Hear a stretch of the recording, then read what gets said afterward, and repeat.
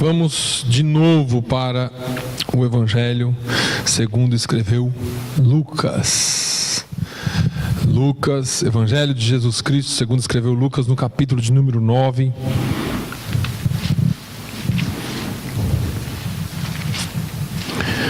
Lucas 9:57.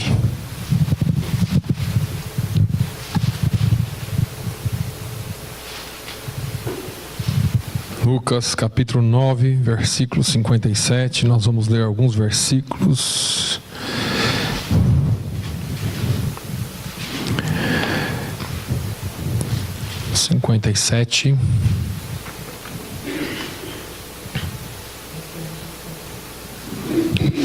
Diz assim a palavra de Deus: E aconteceu que, indo eles pelo caminho, lhe disse um: Senhor, seguir-te-ei para onde quer que fores.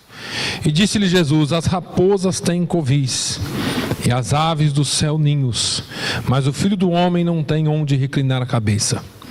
E disse o outro: Segue-me. Mas ele respondeu, e disse a outro: Segue-me. Mas ele respondeu: Senhor, deixa que primeiro eu vá a enterrar meu pai. Mas Jesus lhe observou: Deixa os mortos o enterrar os seus mortos, porém tu vai e anuncia o reino de Deus. Disse também outro: Senhor, eu te seguirei, mas deixa-me despedir primeiro dos que estão em minha casa. E Jesus lhe disse: Ninguém que lança mão do arado e olha para trás é apto para o reino de Deus. Amém? Essa é uma palavra bastante conhecida. Eu quero nessa manhã falar aquilo que você já sabe, falar aquilo que nós já temos falado aqui durante algum tempo e tentar mais uma vez fazer com que você e que nós guardemos esta palavra no nosso coração. Não existe nada mais importante do que a palavra de Deus. A irmã Alzira acabou de ler aqui uma poesia sobre a palavra de Deus. A palavra de Deus, a Bíblia diz, ela diz que ela é viva e eficaz, o escritor aos Hebreus, mais penetrante do que espada alguma de dois gumes. Ela penetra na divisão das juntas e medulas, da alma e do espírito, e ela é apta para discernir as intenções do coração. Então, essa é a palavra de Deus. E aqui nós temos uma passagem muito conhecida, que todos nós, o capítulo 9 de Lucas é um capítulo muito conhecido, mas eu acredito que todos nós já ouvimos alguma coisa sobre essa palavra. Jesus estava a caminho ou pelo caminho, e sempre que Jesus estava no lugar, sempre que Jesus estava passando por algum lugar ou indo para algum lugar, existiam muitos que o seguiam. E dentre esses que o seguiam, existiam aqueles que o seguiam por vários motivos. Jesus conhecia o coração de todos. Jesus sabia exatamente o motivo que alguns o seguiam. Se você pegar no livro de João, no capítulo 5 e no capítulo 6, você vai ver por que é que algumas pessoas o seguiam. Jesus fala que alguns o seguiam por causa do pão, outros o seguiam por causa de milagres, outros o seguiam por determinadas outras coisas. Aqui mesmo no capítulo 9 de Lucas, você vai ver que alguns dos que o seguiam, apesar de sinceros, no versículo 46, eles começam a debater entre eles quem era o maior no reino de Deus. Muitos seguem Jesus com a intenção de grandeza, ou com a intenção de status, ou com a intenção de buscar alguma coisa dele, ou tirar alguma coisa dele, mas na verdade existe um porquê de seguirmos a Jesus. Então, um desses discípulos que estavam seguindo Jesus, indo pelo caminho com Jesus no dia a dia, ele disse: Olha, Senhor, eu gosto tanto do Senhor, parece que eu vejo ele falando assim, eu gosto tanto do Senhor, olha, a minha vida foi tão modificada, as coisas aconteceram tanto na minha vida, que eu te seguirei por onde quer que fores. Parece que eu vejo Pedro falando: Jesus, eu estou pronto para ir com o Senhor até a morte, se preciso for. Lá no capítulo 21. E Jesus falando para ele: Pedro, Pedro, Satanás me pediu para cirandar com a sua vida, assim como faz com molho de trigo. Mas eu roguei por ti junto ao Pai. E olha, quando você se converter, e eu fico imaginando, Pedro tinha andado com Jesus todo aquele tempo e não era convertido. Ele gostava de Jesus, ele amava Jesus, ele tinha uma queda pelos milagres de Jesus. Esse é o homem, essa é a pessoa com quem eu tenho que estar. Mas ele ainda não tinha convertido o seu coração para Jesus. E quantas vezes, assim como esse homem: seguir-te-ei por onde quer que fores, Jesus. Nós falamos, fazemos promessas, temos até intenção. Você vem aqui no culto, você, durante o momento do louvor, ou talvez da palavra, ou de uma oração, seu coração arde, e você fala assim: eu preciso ser mais crente. Eu preciso buscar mais a presença de Deus. Quantas vezes não acontece comigo? Quantas vezes nós não estamos no momento de oração e eu falo: Senhor, eu quero estar mais, eu quero fazer mais, eu quero. A gente às vezes cheio de intenções, e às vezes Jesus tem uma palavra diferente para nós. Eu imagino que esse homem falou assim: eu vou falar com Jesus, eu vou falar para ele que eu vou seguir ele por onde quer que fores, ou por onde quer que ele for, e Jesus vai me abraçar e vai falar: vem aqui, servo fiel, anda comigo. E Jesus jogou um balde de água fria naquele homem. Porque deixa eu falar uma coisa para vocês, irmãos. Eu acabei de citar aqui um versículo de Hebreus. A palavra de Deus, ela vai lá onde você e eu não podemos ir, e ela discerne as intenções dos nossos corações. É interessante que Jesus, ao invés de abraçá-lo e dizer: vem comigo então, vamos para essa viagem que você vai ficar maravilhado, Jesus falou assim: meu filho, deixa eu te falar uma coisa. Eu acho até bonito o seu discurso, eu acho até bonito você falar que quer me seguir, eu acho até bonito você falar que você vai fazer qualquer coisa por mim, mas eu vou te dar uma notícia, não é muito agradável. As raposas têm covis, as aves do céu têm ninhos, mas o Filho do Homem não tem onde reclinar a cabeça. Eu fico imaginando o que Jesus quis dizer com isso, para aquele homem em particular, para aquela pessoa em particular. Porque eu não sei se aquele homem queria seguir Jesus por quem Jesus era, ou pelo que Jesus podia dar. Talvez aquele homem estava falando assim: eu vou seguir Jesus porque esse sujeito é tão abençoado que daqui a pouco eu vou estar cheio da nota. Daqui a pouco eu já vou estar famoso. Daqui a pouco eu já vou estar próspero. Pela resposta de Jesus, eu fico imaginando o coração daquele homem. Porque Jesus falou assim para ele: olha, moço, deixa eu te falar uma coisa. As raposas têm casa, as aves do ninho têm casa, mas eu não tenho. Acho que você está batendo na porta errada para o que o seu coração quer. Porque tem gente que vem para Jesus só pelo que ele pode dar. Eu falei para os irmãos aqui, um dia desses um sujeito me falou uma coisa que me deixou intrigado até hoje. Ele falou: pastor, eu estou ganhando tanto dinheiro, estou tão abençoado.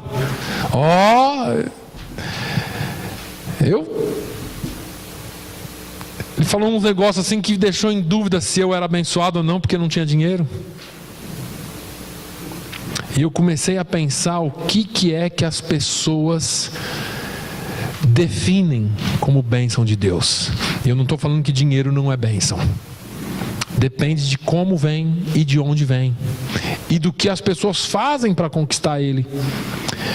Porque tem gente que acha que seguir Jesus, e existe um evangelho aí dizendo isso, que é uma mercadoria. O evangelho virou uma mercadoria e nós somos os vendedores, e as pessoas começam a lucrar com isso. Mas a Bíblia já havia falado disso. Olha, virão tempos em que eles não suportarão a sã doutrina, e eles amontoarão para si doutores, e esses farão negócio de vós, para que eles fiquem ricos. E aí eu fico imaginando o que é que esse homem tinha no coração, porque Jesus falou: você está seguindo a mim pela causa errada. Eu não tenho casa para te dar, eu não tenho bens para te dar. Qualquer um aí tem, mas eu não tenho. Então você vai passar apertado comigo, filho. Se esse é o seu coração, é melhor você mudar a sua forma de pensar, a sua forma de querer me seguir, porque se você está me seguindo pelo que eu posso dar, você está muito enganado em seguir Jesus. Vai trabalhar 24 horas por dia, que vai dar mais dinheiro do que seguir Jesus. As pessoas seguem Jesus por diversos motivos. Muitos seguem a Deus, a Jesus, pelas bênçãos que Ele pode dar, as bênçãos materiais que Ele pode dar. Outros seguem Jesus pelas bênçãos sentimentais ou por qualquer outro tipo de bênção. Mas eu quero te dizer que seguir a Jesus é seguir a Ele com o coração. Deus está buscando os verdadeiros adoradores que o adorem em espírito e em verdade. Deus não se engana. Você pode enganar seu pai, a sua mãe, seu esposo, a sua esposa, o seu irmão, a sua irmã, mas quando você entra na presença do Altíssimo, Ele olha o seu coração, Ele vai lá dentro. O salmista disse: sonda-me, ó Deus, e vê se há em mim algum caminho mau, e guia-me pelo caminho eterno. Nós não podemos enganar a Deus. Esse homem aqui, ele estava tão próximo de Jesus, mas o seu coração estava tão distante dele. Jesus, meu amigo, vem cá, eu vou te seguir por onde quer que tu fores. E Jesus falou assim: vai não, seu coração não está bom, seu coração precisa mudar. Olha, eu não tenho coisas materiais para te dar, eu tenho algo para te dar. E isso que eu tenho para te dar, só eu tenho para te dar, ninguém mais. As pessoas confundem caminhar com Jesus, confundem com status, confundem com riquezas, confundem com coisas que Jesus não veio para isso. Eu já falei, eu não me canso de falar, Jesus não morreu na cruz para te curar. Jesus não morreu na cruz para te dar riqueza. Jesus não morreu na cruz para te dar carro novo, casa nova. A Bíblia diz que Jesus morreu na cruz para nos salvar. Ele pode fazer tudo isso, mas o fim específico, o alvo, era a sua e a minha salvação. Não era que você tivesse uma vida mais aconchegante ou melhor aqui na terra, não. Porque essa teologia de que vós recebereis o melhor da terra está errada. Essa promessa aqui é para os judeus. Jesus disse: no mundo tereis aflições. Jesus disse: vós sereis odiados de todo mundo por amor ao meu nome. E tem gente que está achando que Jesus é o melhor negócio do mundo. Negócio do mundo. Pronto, aceitei Jesus, fiquei bem de vida agora. E eu não estou aqui pregando contra nada daquilo que Jesus pode fazer por você. Eu estou dizendo que o alvo dele é a sua e a minha salvação. O alvo de Jesus é a sua alma. O alvo de Jesus é que você chegue lá na glória um dia para louvar e engrandecer o nome dele. O alvo dele não é para que você viva aqui na terra como rei, com os pés para cima, numa rede tomando água de coco, não. Ele disse: olha, ide por todo mundo, vai. E ele falou assim: olha, você vai passar por momentos difíceis, porque eu não tenho onde reclinar a minha cabeça, e você também não vai ter. Agora vem o segundo. É interessante que esse aqui, ele chama Jesus e fala: Jesus, eu vou te seguir por onde quer que o Senhor fores. Jesus acho que foi despertado nessa hora, porque Jesus olhou o coração dele. Jesus olhou, acho que para o próximo coração da fila. Devia ter alguns em volta dele. Ele olhou, esse aqui veio e se ofereceu. Acho que Jesus olhou para esse aqui e falou: deixa eu ver o coração desse aqui como que está. Deixa eu ver por quem é que eu estou rodeado. E Jesus chama o outro. E disse a outro: segue-me. Mas ele respondeu: Senhor, deixa que primeiro eu vá enterrar meu pai. É interessante porque, segundo os estudiosos, não dá para determinar com 100% de clareza, mas o pai desse moço não tinha morrido, porque senão ele não estava ali, ele devia estar lá no enterro, ou devia estar lá no funeral. O pai dele devia já não ser mais tão novo. Ele falou assim: eu vou curtir os últimos anos da vida do meu pai, ou os últimos dias de vida do meu pai, e depois eu sigo Jesus. Eu vou ficar lá do lado da minha família. Eu quero ficar do lado do meu pai. Jesus, deixa meu pai morrer primeiro. Aí eu enterro. Aí acaba aquele negócio daquele vínculo, sabe? Eu não vou ter mais ninguém. Aí eu sigo o Senhor. E Jesus também joga um balde de água fria nesse moço. Jesus lhe observou: deixa os mortos enterrar os seus mortos. Porém tu vai e anuncia o reino de Deus. Eu acho interessante quando Jesus chama a atenção dos discípulos em uma das suas prédicas, e ele fala assim: olha, aquele que não deixar pai e mãe e filhos e irmãos e família por amor ao meu nome não é digno de mim. E às vezes eu fico pensando naquilo que Deus faz com a gente, porque alguns dias, irmãos, realmente é muito difícil. Você que tem família aqui, é fácil. Mas quem não tem família aqui, está sozinho, é difícil, porque vem a saudade do pai, da mãe, vem a saudade dos irmãos. Algo que você nunca teve, agora tem. Parece que é um negócio do cão mesmo, ou é de Deus, um dos dois.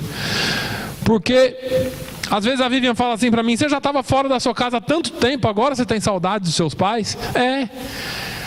E aí parece que vem a saudade, parece que nos momentos difíceis você lembra de outras coisas, parece que a vida não está tão boa, e você fica se comparando com outras pessoas lá. Ah, se eu tivesse lá, estava tão melhor.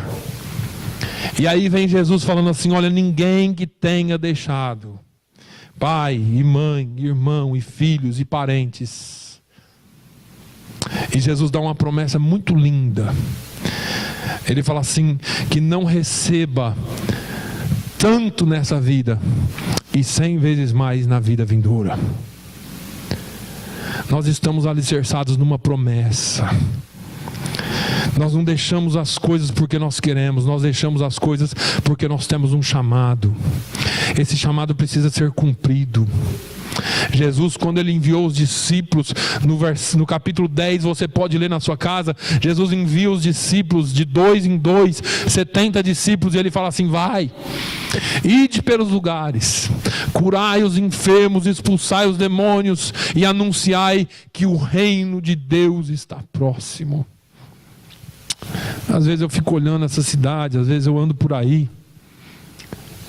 Um dia desse nós estávamos num determinado lugar aqui, você vê tanta gente louca de droga, tanta gente louca de bebida, e você fala assim: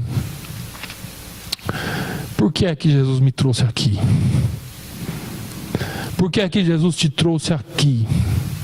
Será que foi só para você sofrer, ou porque Ele tem algo melhor para você? Ou porque Ele tem algo melhor para a sua vida? Ele quer usar você. Será que o chamado dele ainda arde no seu coração? Ou talvez você já desistiu de tudo e está pensando em voltar atrás? Porque Jesus chama esse moço e fala assim: olha, esquece. Não é para você esquecer pai e mãe, mas é para você saber que eu tenho um chamado específico na sua vida. Deixa, que deles eu cuido. Você tem que cuidar da minha obra.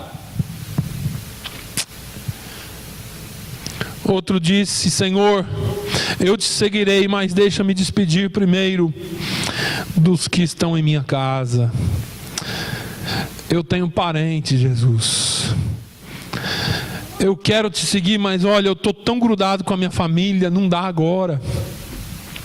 eu tenho as tradições da minha família, eu tenho a religião da minha família, eu tenho tudo da minha... Eu nasci assim, eu vou morrer assim. Quando eles morrerem, talvez possa ser que eu mude um pouco. Mas agora eu ainda estou tão grudado nisso. E Jesus disse, olha, ninguém que começa a fazer a obra e olha para trás é digno de mim. Ninguém que um dia aceitou o meu chamado e desiste dele é digno de mim. Eu fico pensando nessas pessoas que desistiram do chamado, que deixaram talvez tudo para trás e no meio do caminho desistiram por alguma coisa.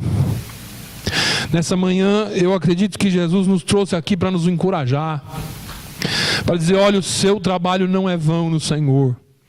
Foi o Senhor quem te chamou, foi o Senhor quem te buscou, foi o Senhor quem te deu uma ordem para você ir. E talvez você veio e até começou a cumprir essa ordem, mas no meio do caminho você desanimou. E algumas vezes a gente pensa em olhar para trás. E Jesus está dizendo, ninguém que põe a mão no arado e olha para trás é apto ao reino de Deus. Talvez você diga assim, pastor, eu tenho muito a perder. Eu tenho muito a perder, mas eu vou te dizer, se você desistir, você tem muito mais a perder. Você tem muito mais a perder. Porque esse homem, ele estava totalmente ligado à sua casa. Quantas vezes nós planejamos tantas coisas por causa da nossa família? Quantas vezes nós nos entristecemos tanto porque nós poderíamos oferecer muito mais se fosse por alguma outra coisa, mas nós estamos aqui fazendo a obra de Deus e parece que nós podemos oferecer tão pouco, e aí ficamos pensando naquilo que poderíamos fazer. E tem hora que vem nas nossas mentes os pepinos, as cebolas e as coisas que os egípcios tinham a nos oferecer. O povo de Israel está no deserto.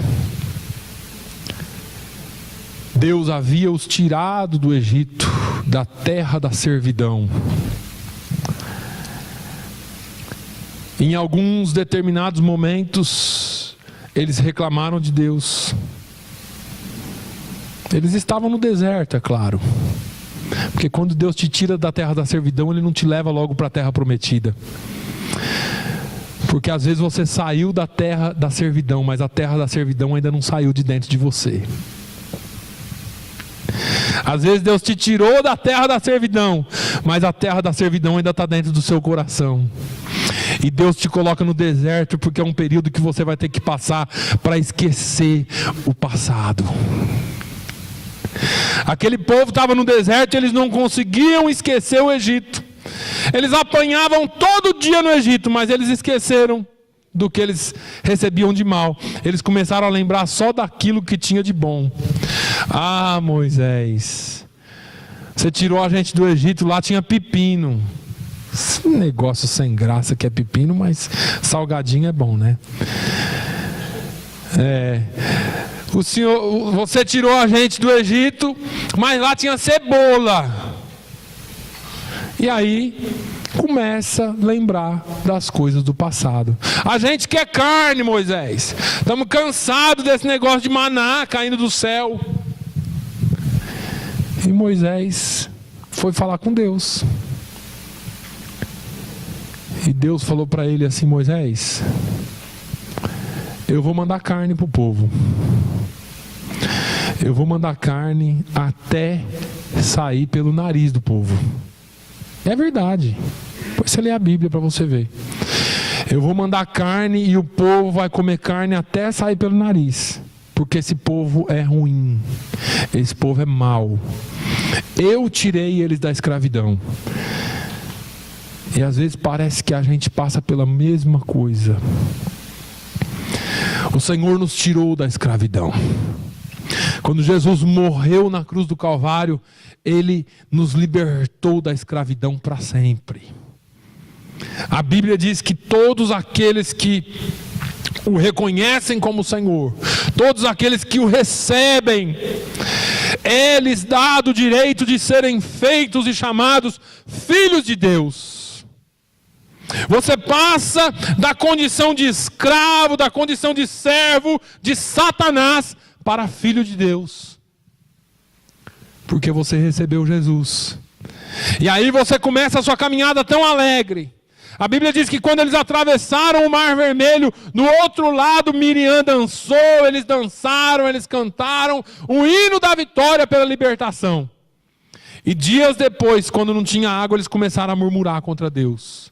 Porque você acha que Deus te tirou da terra da servidão para te matar no deserto. E Deus não vai te matar no deserto, porque Deus não mata o povo dele no deserto. O deserto é para ensinar. E aí Jesus te chama para algo maior. Jesus te chama para um ministério maior. E Ele disse: vai lá, olha a terra. Eu estou dando aqui uma pincelada no deserto. E vão lá os 12 espias olhar a terra. E 10 voltam com a melhor das notícias. A terra é maravilhosa. Olha, lá, aquela terra que Deus prometeu para a gente é muito boa. Vocês querem saber, nós vimos 2 homens, para carregar um cacho de uva, de tão grande que era o cacho de uva. Precisava de 2 para carregar. Estava um assim com um cabo no braço assim, o cacho no meio carregando. De tão grande que é o cacho de uva. A terra é muito boa, mas tem um probleminha. A terra é habitada pelos gigantes. 10 deles voltaram desencorajados. Deus chama para a obra, Deus manda espiar a terra, Deus manda tomar a terra, e 10 deles vêm. Não, vai dar não. Ó, Deus trouxe a gente até aqui, estava bom demais para ser verdade. Mas vieram 2. 2 deles vieram falando assim: não, Deus nos prometeu, vamos tomar a terra, vamos possuir, é nossa por herança, Deus nos deu. Por causa daqueles 10 lá, uma geração inteira se perdeu. Só esses 2 viveram. Só esses 2 ficaram para contar a história: Josué e Calebe. E depois eles possuíram a terra. Jesus fala aqui: ninguém que põe a mão no arado, ninguém que começa um trabalho, ninguém que começa na obra e olha para trás é digno ou é apto para o reino de Deus. Você não entra na terra prometida se você não tiver certeza daquilo que Deus te chamou para fazer. Você não vai estar apto para o reino de Deus. Você não vai entrar na Canaã de Deus se você desistir no meio do caminho. Eu comecei, Jesus, estava bom demais para ser verdade, mas olha o tamanho do gigante que está na minha frente. E muitas vezes nós colocamos muitos gigantes, colocamos muitos obstáculos na nossa frente. Ouvemos muitos obstáculos e nós esquecemos que o nosso Deus é maior do que todas as coisas. Lá na primeira carta do apóstolo João,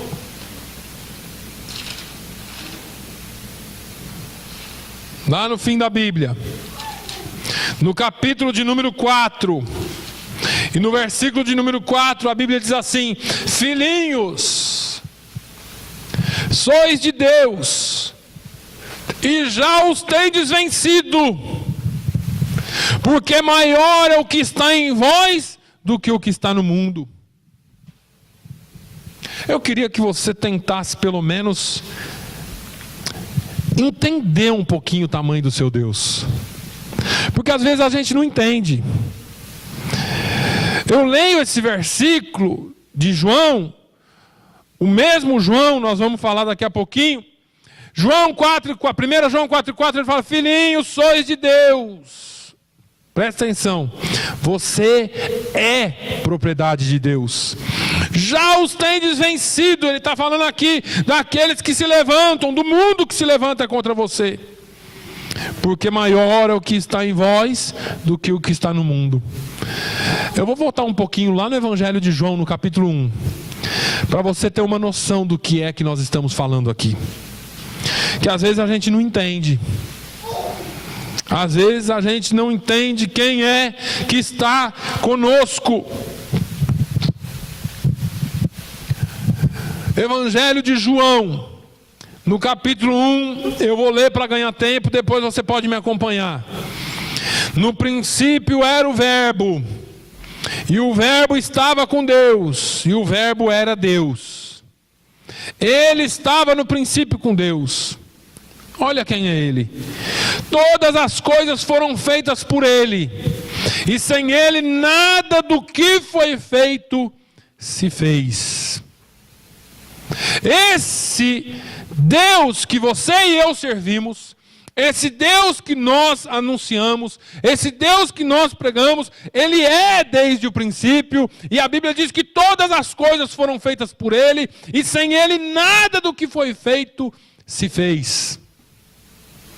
E João, esse mesmo João lá no final da sua vida, preso na ilha de Patmos, pronto para morrer por amor à causa, ele diz: filhinhos, sois de Deus, e já os tendes vencido, porque maior é o que está em vós do que o que está no mundo. Não tema os gigantes que se levantam, porque maior é o que está em vós do que o que está no mundo. Maior é o que está em nós. O nosso Deus, Ele é maior do que todas as coisas, irmãos. Nós poderíamos falar aqui do que Jó falou sobre a grandeza de Deus. Eu poderia falar aqui sobre Isaías 40, que fala sobre a grandeza de Deus. Eu poderia aqui falar sobre os Salmos, que falam sobre a grandeza de Deus. Nós poderíamos andar na Bíblia do começo ao fim e mostrarmos a grandeza de Deus. E às vezes parece que tudo que nós falamos sobre a grandeza de Deus não é o suficiente quando nós estamos desencorajados. Romanos capítulo 8. Depois de Atos vem Romanos. Você estava em João, no Evangelho de João, Atos, Romanos capítulo 8.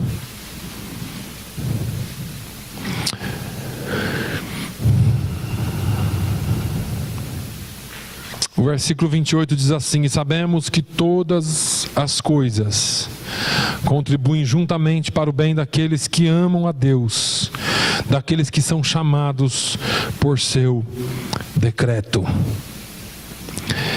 Nos versículos 31 em diante, Paulo faz um cântico de vitória e diz: que diremos, pois, a estas coisas? Se Deus é por nós, quem será contra nós? Aquele que nem mesmo ao seu próprio filho poupou, antes o entregou por todos nós, como nos não dará também com ele todas as coisas? Quem intentará acusação contra os escolhidos de Deus?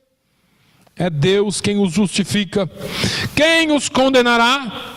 Pois é Cristo quem morreu, ou antes quem ressuscitou dentre os mortos, o qual está à direita de Deus e também intercede por nós. Quem nos separará do amor de Cristo? A tribulação, ou a angústia, ou a perseguição, ou a fome, ou a nudez, ou o perigo, ou a espada?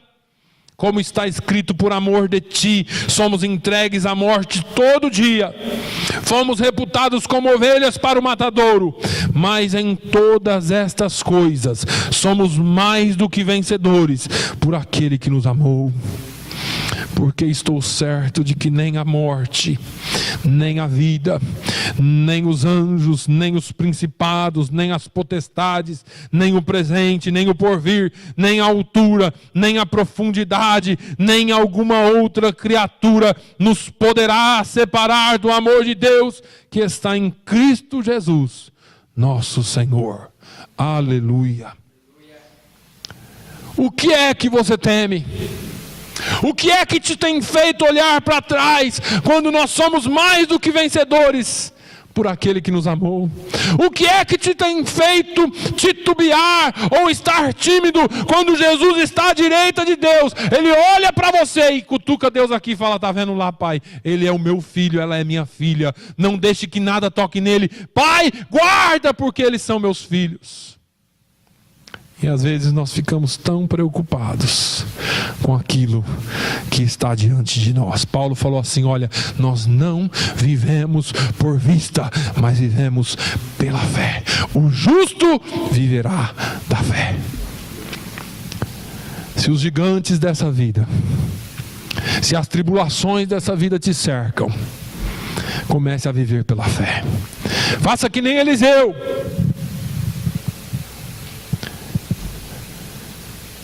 O rei da Síria junta lá os seus líderes, os seus generais, e fala assim: olha, tal e tal dia nós vamos atacar Israel. Vamos colocar aqui o nosso exército aqui de campana, e quando o exército de Israel for passando, a gente vai atacar de surpresa e matar todo mundo. E aí colocaram lá no lugar onde Israel ia passar, e Israel não passou. Aí vem a informação do serviço secreto dizendo que Israel vai passar por aqui agora. E o rei da Síria junta o seu exército e fala: agora nós vamos aqui, porque Israel vai passar aqui e nós vamos atacar de surpresa e matar todo mundo. E Israel não passou. Vai de novo o serviço secreto e fala: ó, Israel vai passar ali. Guarda ali, que ali eles vão passar, vai ser a oportunidade da sua vida, rei. O rei coloca todo o exército lá e ninguém passa. Aí o rei chama os generais. Assim: olha, pelo que eu sei, todo mundo aqui é da minha confiança. Agora tem um de vocês me traindo. Porque não é possível. Todas as vezes que o serviço de secreto me dá a informação de onde Israel vai passar, a gente arma lá todo o nosso aparato e eles não passam. Alguém está traindo e dando informação lá para eles. E é o seguinte: nós vamos ter que descobrir o traidor agora, porque eu quero acertar esse negócio aqui. E um deles lá, talvez um dos mais pequenininhos, levanta lá e fala assim: rei, não tem nenhum traidor aqui. Todo mundo aqui é fiel. E o que é que está acontecendo? Tem um sujeito lá em Israel que é um problema. Quem é? É Eliseu, o profeta. O profeta, quando aquilo que o senhor pensa lá na sua câmara, lá no seu quarto, sozinho, mais escondido, Deus vai lá e revela para ele.